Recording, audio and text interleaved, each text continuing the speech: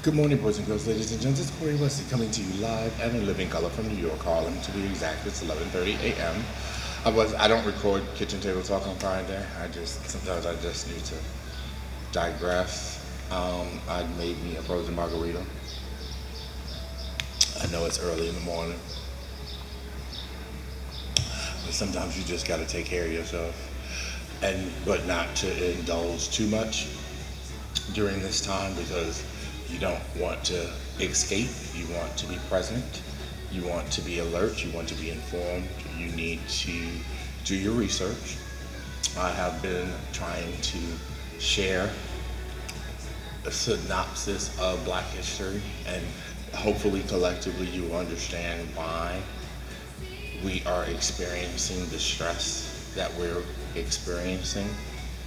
I do think it's a unique and ordinary time that we're in a pandemic and curfews, quarantine, and we also have recordings now to substantiate what has always been going on in our country.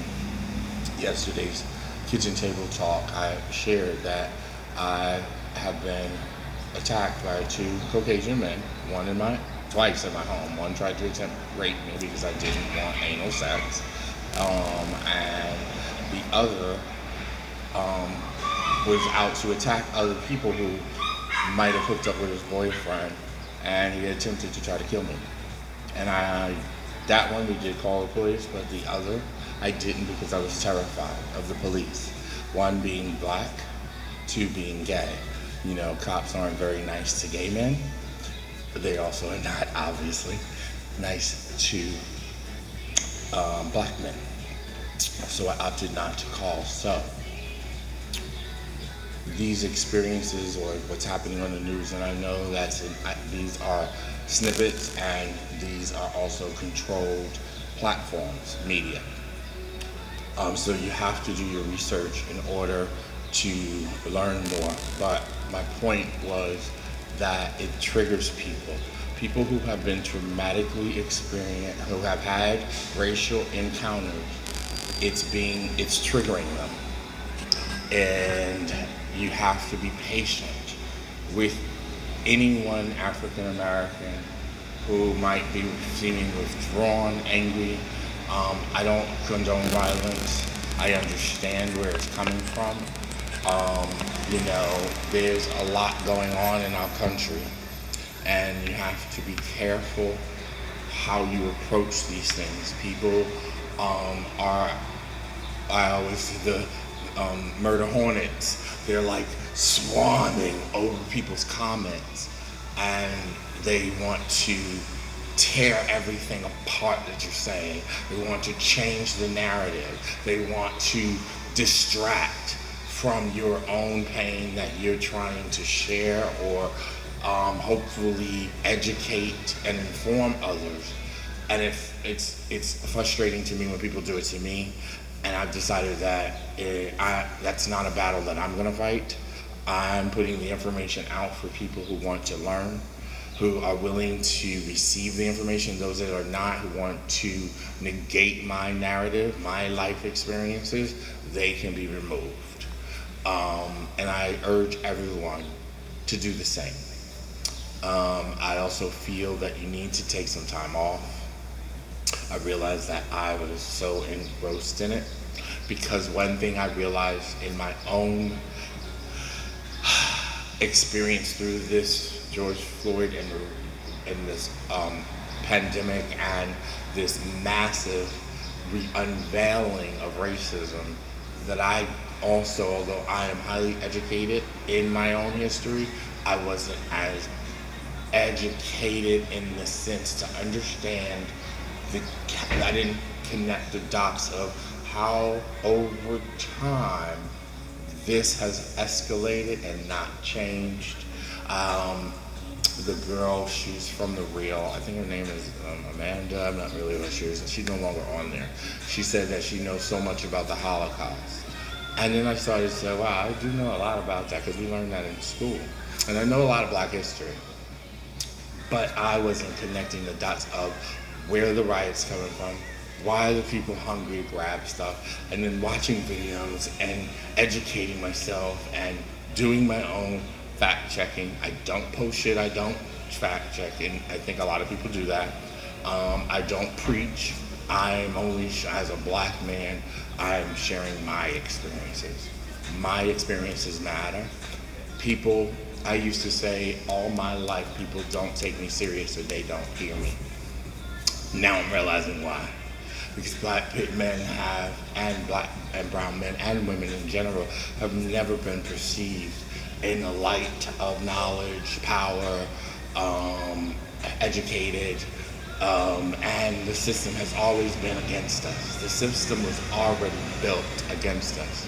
If you go back into all of the history, and you have to do your own research, you can't expect black men and women, black and brown men and women to do the research for you. I'm willing to share some because I'm also doing the investigation for myself, for better understanding, because I want to be a better black person.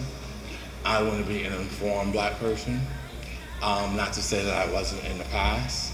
I lacked certain knowledge, and every day I make a vow to myself to learn, and I urge you to do the same.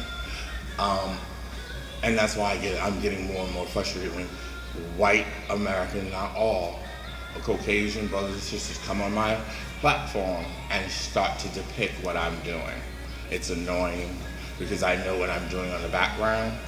I already have been oppressed. I don't have to answer to anyone. I don't want to answer to anyone. I am not in a cotton field any longer. And I am, and some people have said, oh, I'm not my ancestors. I am my ancestors. My grandmother used to clean houses. She was a maid. She didn't finish high school. So, but to see what I have is because I am my ancestors. You know, my grandfather was one of the first black conductors in Manhattan for the MTA. So I understand struggle, I understand achievement, I understand hard work, I also understand oppression. So when people come on my page and they have ill attacks on things that they might not understand or may not see a clear picture in it because they're very closed-minded, because as I will say, I didn't connect all the dots, and I'm beginning to. But needless to say, what I will say is take self-care. Even this goes to my black brothers and sisters. Reach out to someone if you are in despair. Sorry guys. If you're in despair, reach out to a friend, even if you don't know them. Hopefully they will respond to you. If you feel that they're inspirational, if you feel that they have something to share, or if they are going to be open to receive you, be honest with your feelings. Like yesterday I had a conversation. Person, I asked them how they were feeling, and they asked me how I was doing, if I was feeling better, and I said, no, I'm feeling so-so. I'm struggling. I'm angry, I'm depressed. At times, I'm sad, but I also know that I have to be in this. I have to be present. And as Al Sharpton said today in one of his workout video clips, he said that you have to strike a balance. And you can't, there are going to be highs, and you can't overindulge in your feeling good, and then you can't check out when you're feeling depressed. For my Caucasian brothers and sisters, reach out to your black brother friends, even if you don't know them. If you have any idea or connection to them, or send them a message and just say, I'm here for you. If you need to reach out and talk, I will listen,